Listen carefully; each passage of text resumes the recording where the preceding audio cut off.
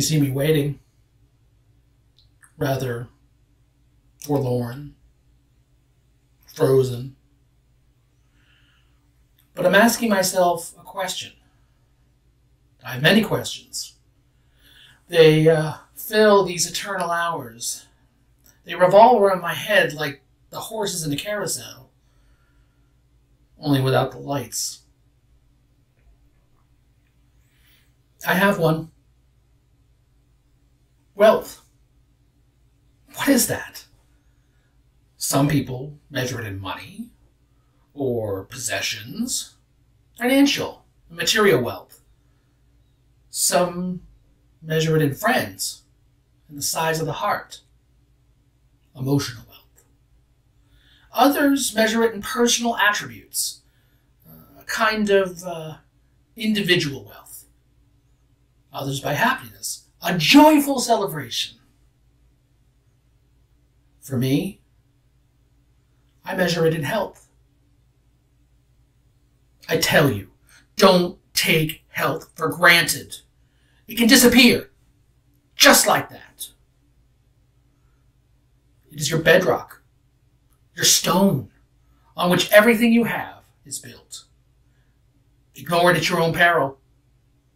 It's an illusion it'll always be in good shape. Look after it. Don't become like me. Mine is not too bad, but imagine there was a whole city gleaming in the sun. The roofs and turrets sparkled in the sunshine of a bright spring morning. This was my domain. I had everything.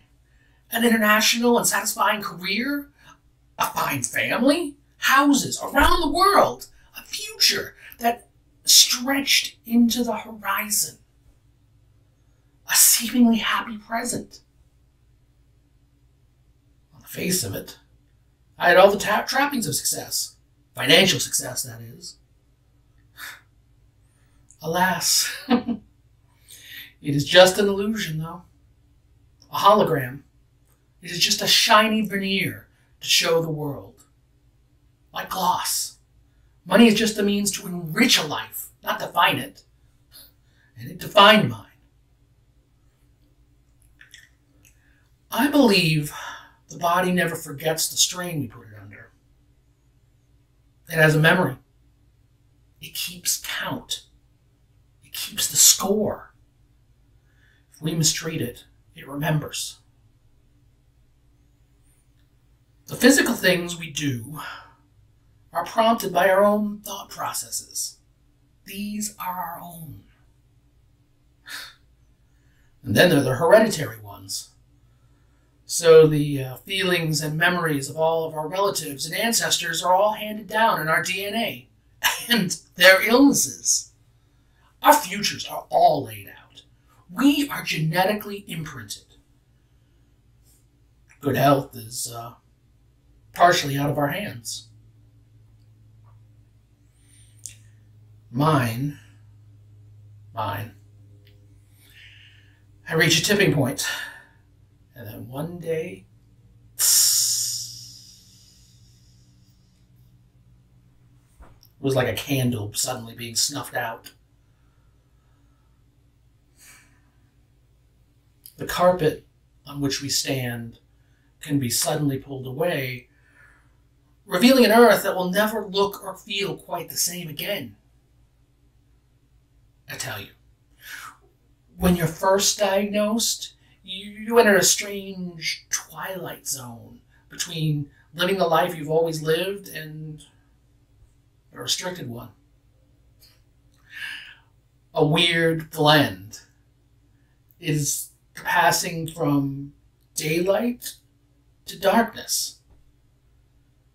Artificial lights flicker and buzz on in the rooms and houses of the new shadowy neighborhood you've just moved into. Life becomes microscopic, unreal, illusory. And all those things I used to treasure, gone, one after the other, like a house of dominoes. Cycling, hiking, travel, all behind me. And every day, it wants more. I feel it won't be satisfied until I'm a lonely old guy living in a one-bedroom flat, unable to move, unable to do the simplest things. It's like a voracious monster. I tell you, don't take health for granted, for it can disappear just like that. With care, enjoy life now. This is not a rehearsal. There's no time for tomorrows or crying over the spilled milk of yesterday. There's only a now. You must live here. So, now I am living this strange existence. Carve it out day by day. You get used to it. Sadness and grief never really go away, though. It's been over 2 years. And I tell you, I'm still grieving. This way of life, this condition, it has become the new it. Illness is odd. It alters perceptions. Things become different. The people in your life change shape. It's as if they are in a hall of mirrors, kind of distorted. I've been feeling recently it wants more.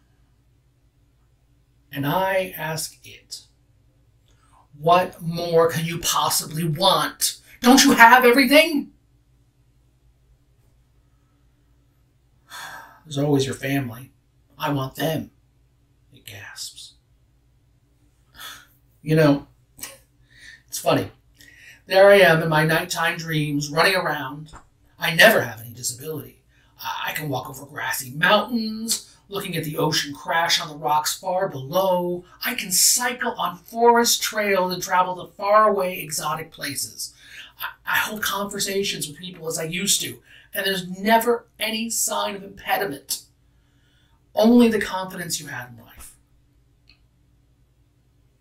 before becoming ill. But when I wake up, it's all gone. And all that remains is another gray day, full of fact.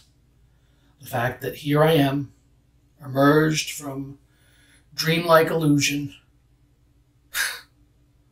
and the hours stretch away like those mountains to the sea. It makes you want to be asleep all the time, cocooned in a dreamlike state. During this time, though, I have another question. Do I have the right to impart the gift of disability to anyone? My wife shares this. To all intents and purposes, she is as disabled as I am. Can I allow this? She is an able-bodied, youngish, attractive person.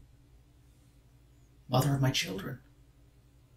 Do I have the right to imprison her and subject her to a life of caring? For me? I think not. So, I reckon I need to lead a solitary life. Get a cottage by the sea and wait in an eternal limbo, not knowing, unaware, unsure of what waits around the corner.